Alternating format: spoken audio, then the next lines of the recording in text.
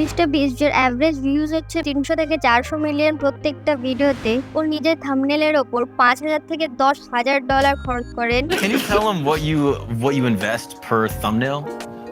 Yeah, well, we probably spend around $5,000 to $10,000 a thumbnail, just making sure we get the right image. Recently mister beast একটা পডকাস্টে reveal করেছে একটা ভিডিওর জন্য literally 20টারও বেশি thumbnail বানিয়েছে। তুমিও ভাবছো যে থাম্বনেলে মিস্টার বিস্টের এত অবসেশন কেন? তুমি গোটা ইউটিউবের বেস্ট ভিডিও বানিয়ে নাও, কিন্তু তোমার থাম্বনেল যদি খারাপ হয় তাহলে ওই ভিডিওটাই কেউ ক্লিক করবে না। তার মানে কম সিটিআর, কম ইমপ্রেশন, কম ভিউজ।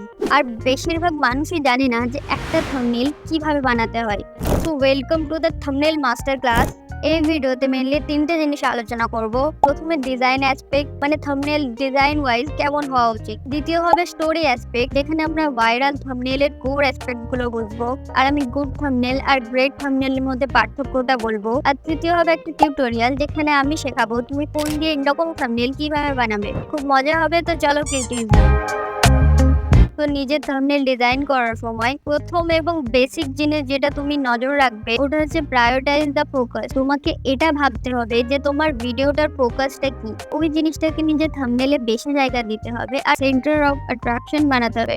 যেমন ধরো একটা স্মার্টফোনের রিভিউ ভিডিও, তো থাম্বনেলে বেশি জায়গা স্মার্টফোনের ছবিতে দিতে হবে, টেক্সট বা অন্য কিছুকে না দিয়ে। থাম্বনেলে যে জিনিসটা বেশি জায়গা নেবে তো প্রথমে সেটার দিকেই যাবে। তো এটা মনে রেখো, থাম্বনেলে যদি নিজের ফেস ব্যবহার করো তাহলে মনে রেখো পুরো ফ্রেমের শুধুমাত্র 3 ভাগের 1 ভাগ জায়গায় যেন তোমার ফেস নেই, আর বাকি 2 ভাগ জায়গায় ভিডিও রিলেটেড যে কোনো ছবি আর টেক্সট এলিমেন্ট গুলো যেন থাকে। ইউটিউবে ম্যাক্সিমাম কাস্টম থাম্বনেলে টেক্সট থাকেই, কিন্তু বেশিরভাগ মানুষ ভুলভাবে ব্যবহার করে। টেক্সট একটা খুবই ইম্পর্টেন্ট এলিমেন্ট যেটা তোমাকে সাহায্য করবে ইম্পর্টেন্ট ইনফরমেশন দেখানোর ক্ষেত্রে, কিন্তু টেক্সট একটা লিমিটের মধ্যে ব্যবহার করা উচিত। ট্রাই করবে যেন কম ওয়ার্ডস থাকে আর টেক্সটের সাইজটা যেন বড় হয় যাতে সহজে বোঝা যায়। টেক্সটের সাইজ সিলেক্ট করার সময় মনে রাখবে যে ওয়ার্ডটা বড় থাকবে সেটার উপর নজর বেশি পড়বে, তো সবসময় পাওয়ার ওয়ার্ডটাকে বড় রেখো। এবার আসি ফন্টসে। You need to make sure যে ফন্টটা তুমি সিলেক্ট করবে সেটা অবশ্যই যেন রিডেবল হয়। বেশি ফ্যান্সি কিছু সিলেক্ট করো না যেটা পড়তেই মানুষের 10 সেকেন্ড লাগবে। অলসো তোমার ফন্ট পুরো থাম্বনেলের ভাইব আর ইমোশনকে কনভে করে। যেমন ধরো তোমার ভিডিও ফিটনেস রিলেটেড, তুমি এরকম কার্সি ফন্ট তো ব্যবহার করবে না, তাই না? You have to use bold, যেটা ফিটনেস রিলেটেড ভাইবস দেবে। বেশিরভাগ ফন্টসকে আমরা এই দুটো ক্যাটাগরিতে ভাগ করতে পারি। সেরিফ ফন্টসের লেটার একটা স্ট্রোকের সঙ্গে টার্মিনেট হয়, স্যান্স সেরিফ ফন্টসে এরকম হয় না। সেরিফ ফন্ট অনেক ফর্মাল আর ক্লাসি ভাইবস দেয়, আর ওখানে স্যান্স সেরিফ ফন্ট মডার্ন, সিম্পল আর ফান ইমোশনের জন্য। তোমাকে এটা ভাবতে হবে যে তোমার ওভারঅল ব্র্যান্ডে কি টাইপের ফিলিংস দেখাতে চাও, এটার উপর নির্ভর করে হয় সেরিফ আর না হলে স্যান্স সেরিফকে চুজ করো। ভিডিওতে এরপর এমন একটা ওয়েবসাইটের নাম বলবো যেখান থেকে তুমি বেস্ট ফন্টস ফ্রিতে ডাউনলোড করতে পারবে। কিন্তু এখন let's talk about colours choose করার সময় শুধু এটা মনে রেখো যে তোমার ভিডিও বাকি ইউটিউবারদের সঙ্গে কম্পিট করবে ভিউয়ারদের অ্যাটেনশন গ্র্যাব করার জন্য। এর জন্য বেস্ট হবে ব্রাইট কালার ব্যবহার করা, যাতে ওটা স্ক্রিনে পপ করে। ব্রাইট কালার গুলো হয় ইমেজে হোক বা টেক্সটে হোক বা কোনো ব্রাইট এলিমেন্টই হোক। তো ঠিক কালার কম্বিনেশন সিলেক্ট করার জন্য একটা জিনিস ব্যবহার করতে পারো, সেটা হচ্ছে কালার হুইল। এটা তুমি কখনো না কখনো দেখেছো। একটা কালার হুইলে যে কালার গুলো একে অপরের অপোজিটে থাকে ওই কালার গুলোকে বলে কমপ্লিমেন্টারি কালার। যেমন রেড এর কমপ্লিমেন্টারি কালার হচ্ছে গ্রিন, অরেঞ্জের কমপ্লিমেন্টারি কালার হচ্ছে ব্লু, আর ইয়েলো এর কমপ্লিমেন্টারি কালার হচ্ছে পার্পল। তো এটা একটা ফ্যাক্ট যে যখনই কমপ্লিমেন্টারি কালারকে একসাথে ব্যবহার করবে তুমি দেখতে পাবে যে তোমার ডিজাইন অনেক বেশি ভিজুয়ালি অ্যাট্রাকটিভ এন্ড ব্রাইট হবে। ফর এক্সাম্পল, তুমি দেখতে পাচ্ছ যে এই থাম্বনেলের রেড গ্রিন কালারের কম্বিনেশনে ব্যবহার করা হয়েছে, এর জন্য থাম্বনেল গুলো দেখতে ব্রাইট লাগছে আর স্ক্রিনে পপ করছে। কমপ্লিমেন্টারি কালার যদি নাও ব্যবহার করো তো অ্যাটলিস্ট কন্ট্রাস্টিং কালার অবশ্যই ব্যবহার করো। মানে যদি ব্যাকগ্রাউন্ড ডার্ক হয় তাহলে টেক্সটের বাকি এলিমেন্ট লাইট হবে এন্ড ভাইস ভার্সা। আর এইভাবে তুমি তোমার থাম্বনেলের টেক্সট আর এলিমেন্টস এর জন্য ঠিক কালার কম্বিনেশন সিলেক্ট করতে পারবে। তো এবার আমরা যখন ফন্টস আর কালারের ব্যাপারে জেনে নিয়েছি, তো now let's talk about brand consistency. তুমি যদি কোনো চ্যানেলে যাও যার থাম্বনেল কনসিস্টেন্ট আছে, মানে তাদের থাম্বনেলে সেম লুক আর ফিল আছে, তো এরকম চ্যানেল অনেক বেশি অ্যাট্রাকটিভ লাগে বাকিদের থেকে। আর কনসিস্টেন্ট থাম্বনেলের একটা ফায়দা হলো viewers can recognize their videos easily, যার ফলে ওদের ডিসিশন টাইম অনেক রিডিউস হয়ে যায় while clicking on your video. তো ব্র্যান্ড কনসিস্টেন্সি অ্যাচিভ করার জন্য তোমার মেইনলি দরকার same font and same colour theme তোমার গোটা থাম্বনেল জুড়ে। তো এইভাবে তুমিও নিজের চ্যানেলের থিম সিলেক্ট করতে পারবে। এবার ফাইনালি ডিজাইন অ্যাসপেক্টের আরও কিছু ইম্পর্টেন্ট জিনিসের ব্যাপারে কথা বলে নিই। লোকেদের অ্যাটেনশন স্প্যান এমনিতে অনেক কম হয়, তো ওদের ডিস্ট্র্যাক্ট করবে না। ট্রাই করো বেকার জিনিসগুলো রিমুভ করতে যেটা থাম্বনেইলে কোনো ভ্যালু অ্যাড করছে না। এই থাম্বনেইলে সবকিছু একদম পারফেক্ট আছে, কিন্তু অ্যালাইনমেন্ট ভুল হওয়ার জন্য অনেক ওয়েস্ট স্পেস তৈরি হয়েছে, which looks very bad. So alignment সবসময় ঠিক রেখো। মনে রেখো তোমার থাম্বনেইল ছোট বড় সব ধরনের ডিভাইসে দেখতে পাওয়া যাবে। তো কিছু ওয়েবসাইট আছে যেমন thumbnailpreview.com, যেখানে তুমি দেখতে পাবে তোমার থাম্বনেইল আলাদা আলাদা ডিভাইসে কেমন লাগবে, সেটা দেখে তুমি দরকারি কিছু চেঞ্জ করার ফলে করতে পারবে। ধরো একটা ভিডিও আছে, ইউটিউবে মিলিয়ন্স এর ভিউজ কিভাবে পাবেন, আর এটা থাম্বনেইল হচ্ছে এটা। তো তুমি দেখতে পাচ্ছ কালার একদম ঠিক আছে, ফন্টসও ঠিক আছে, আর ফেস থাম্বনেইলের 3 ভাগের 1 ভাগ জায়গা নিয়ে। ডিজাইন ওয়াইজ এই থাম্বনেইলটা 10 on 10, কিন্তু প্রশ্ন হলো সত্যি কি এই থাম্বনেইলটা ক্লিকেবল? উত্তর হলো না।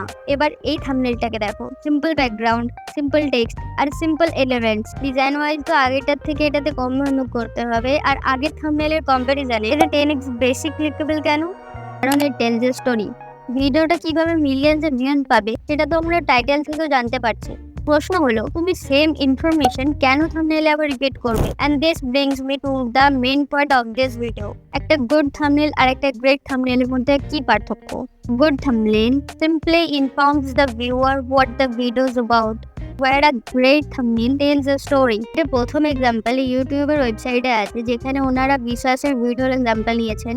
দেখতে পাচ্ছ টাইটেলে আছে দিস ইজ নট ইয়েলো, আর থাম্বনেইলে পুরোটা ইয়েলো কালারই আছে। এটা দেখে আমাদের মনে প্রশ্ন আছে what, why, how, which makes it fake. Similarly mister who's the বসের এই ভিডিওটা what you don't know about Xiaomi, এই থাম্বনেইলটা দেখো। এই থাম্বনেইলটা দেখেই মনে কৌতূহল হয় শাওমির অ্যাপেলের সঙ্গে কি connection, which is why this thumbnail is very clickable. ধরো থাম্বনেইলে শুধু শাওমির লোগো হতো আর লেখা থাকতো what you don't know about Xiaomi. Although ডিজাইনের স্পেক ঠিক হওয়ার সত্ত্বেও এই থাম্বনেইলটা ক্লিকেবল হতো না, কারণ this thumbnail is missing the story factor. আরেকটা এক্সাম্পল নিই ফ্রম রায়ান ট্রেলিন।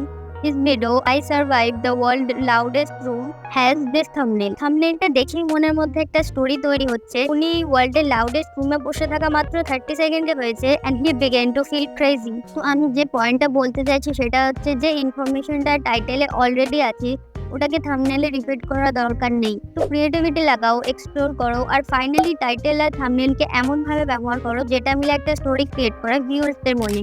এটার এক্সাম্পল লিটারালি ইউটিউবের সব কোনায় কোনায় ভরা আছে। একটা ফাইনাল এক্সাম্পল দেখো ফ্রম অ্যালগো। ওর এই ভিডিওটা how to grow on YouTube in 2022।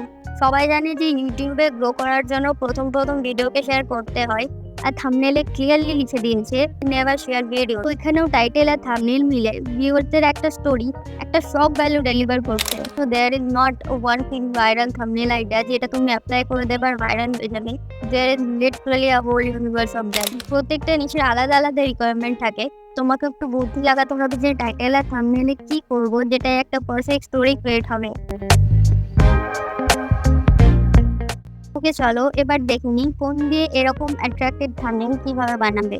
ফোনে অনেক রকমের অ্যাপস আছে which are really good for making thumbnails like PixArt, Canva, PixelLab etc. বা আমার ফেভারিট বা যেটা আমি ব্যবহার করি সেটা হচ্ছে PixelLab, কারণ এটা সব থেকে বেশি ইজি টু ইউজ আর অনেক বেশি ফিচার্সও আছে এটাতে।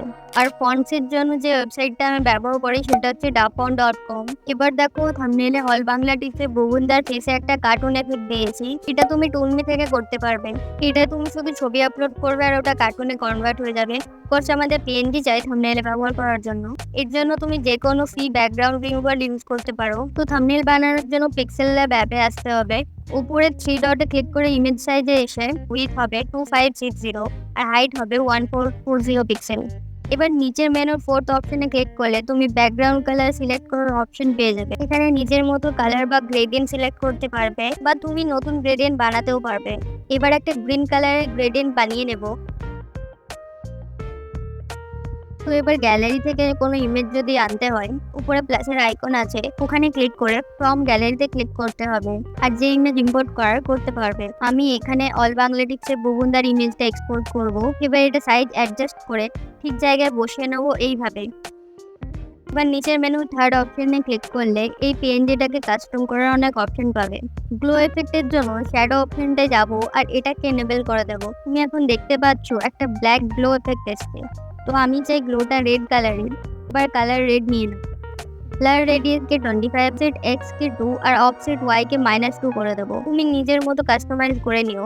এবার টেক্সট অ্যাড করার জন্য আমি টেক্সটের অপশনে যাব আর প্লাসটা ক্লিক করব। আমি লিখবো মাস্টারমাইন্ড।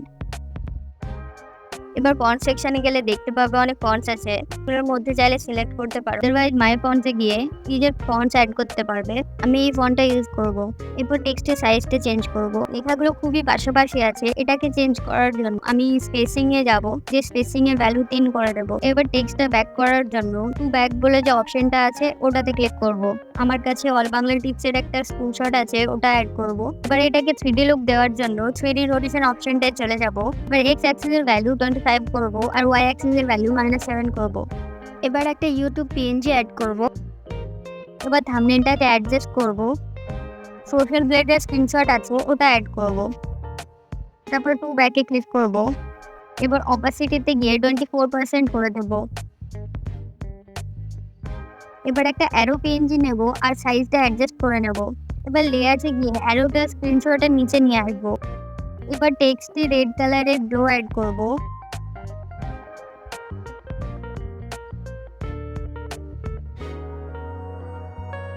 এবার থাম্বনেলটা একটু অ্যাডজাস্ট করে নেব। এবার লাস্ট অপশনে গিয়ে থাম্বনেলের ব্রাইটনেসটা -100 আর কন্ট্রাস্টটা 10 সিলেক্ট করে নেব আর এই পিএনজিটায় গ্লো অ্যাড করব। এবার ইউটিউবের পিএনজিটাতেও গ্লো অ্যাড করব। এরপর ওপরে 3টে ডটে ক্লিক করে এক্সপোর্ট ইমেজে গিয়ে ভেরি হাই সিলেক্ট করে থাম্বনেলটা সেভ করে নেব। তো কিছু মিনিটের মধ্যেই আমরা ফোন ব্যবহার করে থাম্বনেলটা বানালাম। আশা করি আজকের ভিডিওটা তোমাদের ভালো লেগেছে। দেখা হচ্ছে পরের ভিডিওতে।